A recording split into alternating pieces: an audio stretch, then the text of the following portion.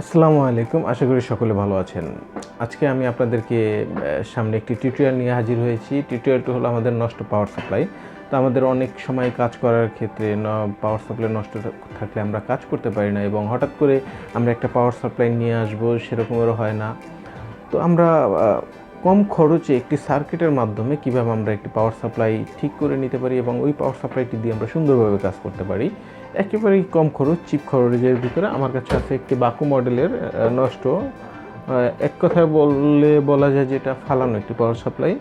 এটা কাজ করার উপযোগী না, এবং এটার হয়তো কিছু কিছু জিনিস ভালো আছে।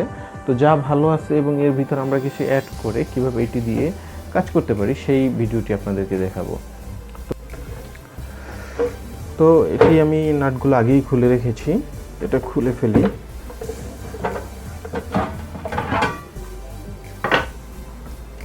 এরপরে এটার যে প্যানেল, সামনে ডিসপ্লে প্যানেল, সেটাও খুলে নিয়েছি। এরপরে এটার ভিতরে যেগুলো আছে সেগুলো আমরা একটু দেখে নেই।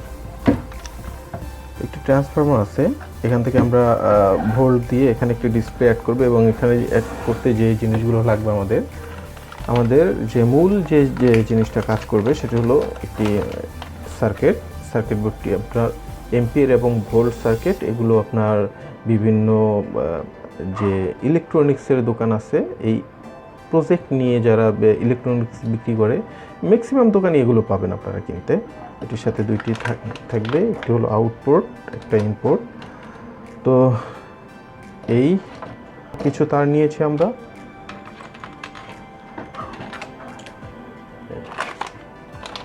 আর একটি 5 ভোল্টের ট্রানজিস্টর। তো আমরা এটি বানানোর জন্য যেগুলো সেট করে নিচ্ছি, এটা হিট দিয়ে নিই। তো আমরা যে পাওয়ার সাপ্লাইটি কাজ করব, এটি হলো বাকু মডেলের পাওয়ার সাপ্লাইটি। পুরোটাই নষ্ট, হয়তো কিছু জিনিস ভালো আছে। তো আমরা আগে সম্পূর্ণটা খুলে নিই, দেখি কী কী জিনিসগুলো ভালো আছে।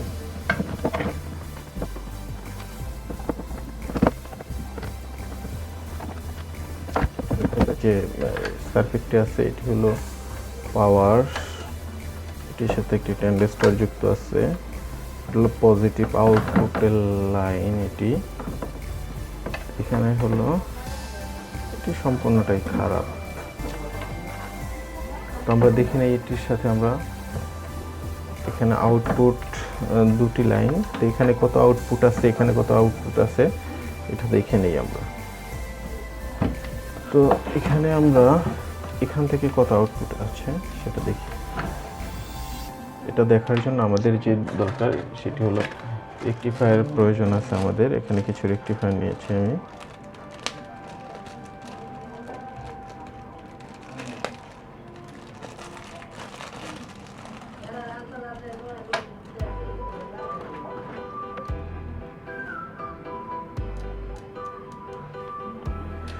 এটি দেখার জন্য আমরা একটি রেকটিফায়ারের সার্কিট তৈরি করে নেই। পজিটিভ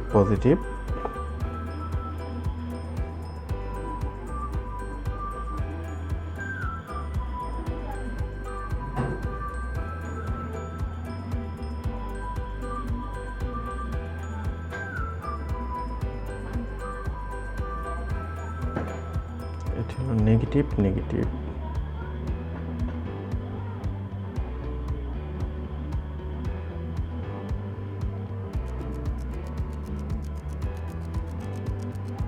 এখন এটির একটি পজিটিভ, একটি নেগেটিভ।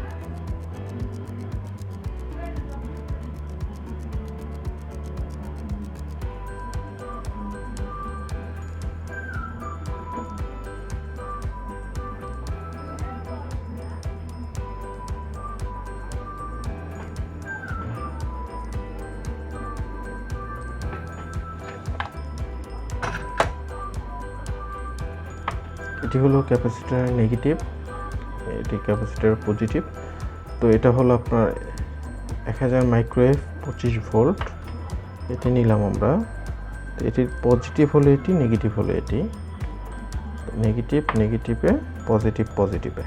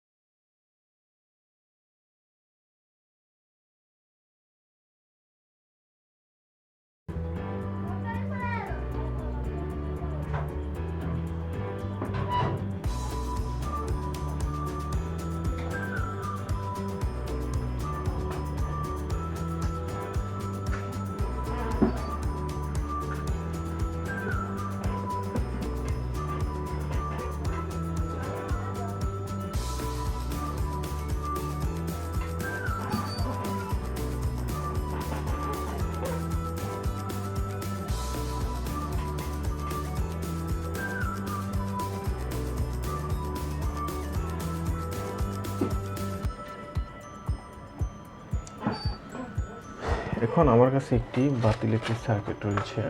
এটি হলো একটি নষ্ট পুড়ে যাওয়া চার্জার, যেটি সম্পূর্ণ খারাপ।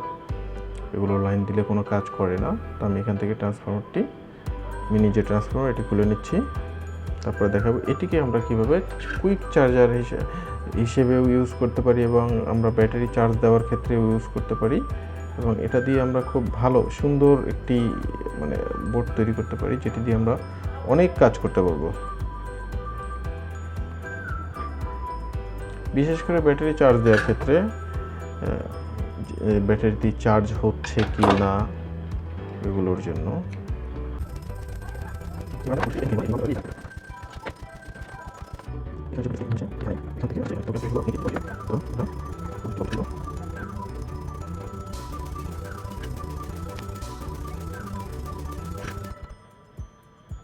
এখানে দেখাচ্ছে 4.3 ভোল্ট।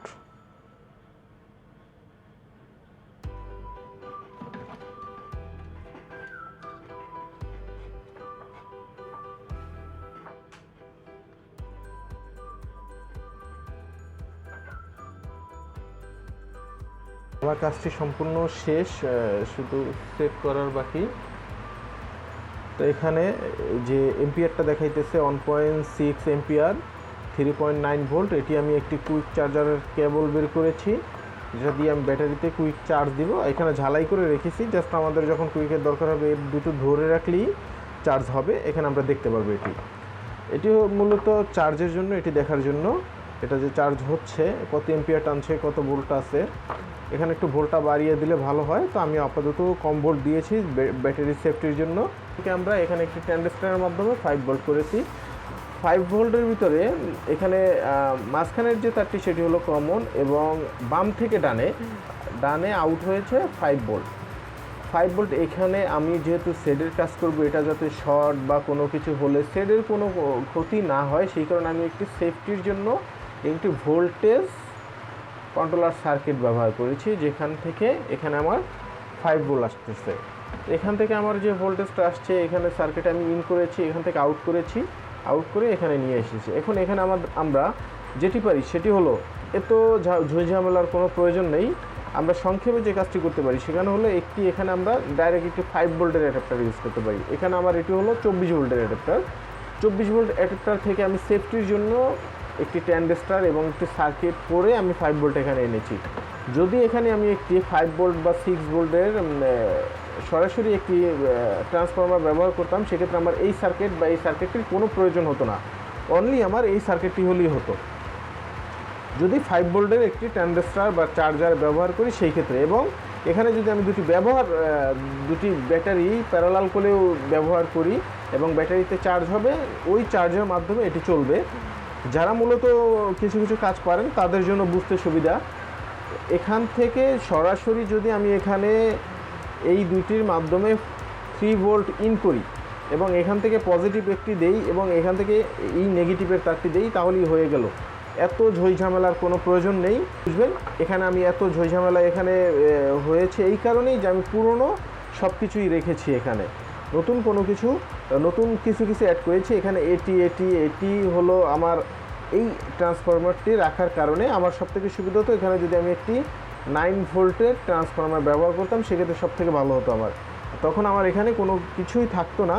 আর এটি আমি ফেলে দিইনি এই কারণে যে এখানে আমার একটি ইন্ডিকেটর লাইট শো করতেছে এবং একটি সুইচ আছে, এই কারণে এটি ইউজ করছি। এখানে যে ভোল্টেজটা দেখতে পাচ্ছেন ব্যাটারিতে চার্জে লাগানো, এই জন্য ভোল্টেজটা শো করতেছে যে এখানে ব্যাটারিতে কত ভোল্ট স্টোরেজ আছে।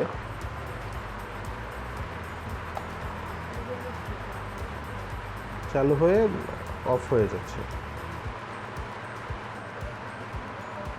এগুলো কোনোই কাজে আসবে না, এগুলো কোনো কাজ করবে না। আমার যতটুকু দরকার ততটুকু এটার ভিতরে আমি সম্পূর্ণ পেয়েছি। তো আমার তৈরি পাওয়ার সাপ্লাই, জাস্ট আমার তৈরি বললে ভুল হবে, এটি মডিফাই করা। এখানে আমি একটি সার্কিট ব্যবহার করেছি, এখানে একটি বাতিল চার্জারের সার্কিট ব্যবহার করেছি, যে সার্কিটটার অর্ধেক অংশ ভালো, অর্ধেক অংশ খারাপ। তো এখানে 4.5 ভোল্ট, এখানে যেটা দেখতেছেন এটা হলো আমি একটি চার্জার ব্যাটারি লাগিয়ে রেখেছি, এখানে চার্জ হচ্ছে, সেই বিষয়টা এখানে দেখাচ্ছে যে 4 ভোল্ট 1.4 এম্পিয়ার। এটা হলো আমার কুইক চার্জারের জন্য। এটার কেবলটি আমি এখান থেকে কোনো দিকে এটার ক্ষতি না করে এখান থেকে সুন্দরভাবে বের করেছি। আপনারা চাইলে সাইড থেকেও বের করতে পারবেন, অথবা আপনাদের যদি এটা প্রয়োজন না হয় সেক্ষেত্রে এটা দরকার নেই। এবং চাইলে এটার ভিতরে সেট না করে এটারে আপনি আরও ছোট্ট জায়গার ভিতরে সেট করতে পারবেন খুব স্বল্প সময়ের ভিতরে। আমি জাস্ট এটার ট্রান্সফরমারটা কাজে লাগানোর জন্য অনেক মডিফাই করার প্রয়োজন পড়েছে।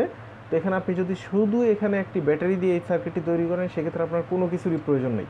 জাস্ট দুটি কেবল, একটি ব্যাটারি, এই এতটুকুই আপনার এটাই যথেষ্ট। এবং ব্যাটারিটা চার্জ দেওয়ার জন্য আপনি একটা আউটপুট রাখবেন, তো বারবার যাতে ঝামেলা না হয়, বারবার ব্যাটারিটা খুলে চার্জ দিতে না হয়। এবং ব্যাটারিটা দিয়ে তৈরি করলে একটা সুবিধা আছে, সেটি হলো যেটি আপনি শর্ট যদি থাকে সেটের, সেই শর্টটি ধরার জন্য খুবই কাজ করবে এটি এখানে ব্যাটারি দিয়ে সরাসরি করলে। এবং আমি এটা আমার মতো করে করেছি, আপনারা চাইলে আপনাদের মতো করে মডিফাই করে করতে পারেন। তো আশা করি আপনাদের কিছুটা উপকার হবে। তো আমার বাতিল যে পাওয়ার সাপ্লাইটি ছিল এটি এখন কাজ করার সম্পূর্ণ উপযোগী। এবং এখানে আগে যে ফ্যাসিলিটিগুলো ছিল তার থেকে আমি এক্সট্রা ফ্যাসিলিটি যেটা ইউজ করেছি সেটা হলো একটি চার্জারের জন্য, কুইক চার্জারের জন্য আমি ডিসপ্লে সহ ডিজিটাল। তো এখানে আমি মনে করি যে বর্তমানের যুগের সাথে তাল মিলিয়ে ডিজিটালি হয়েছে সম্পূর্ণটা। আর সবাই অবশ্যই কমেন্ট করবেন, ভিডিওটি ভালো লাগলে শেয়ার করবেন।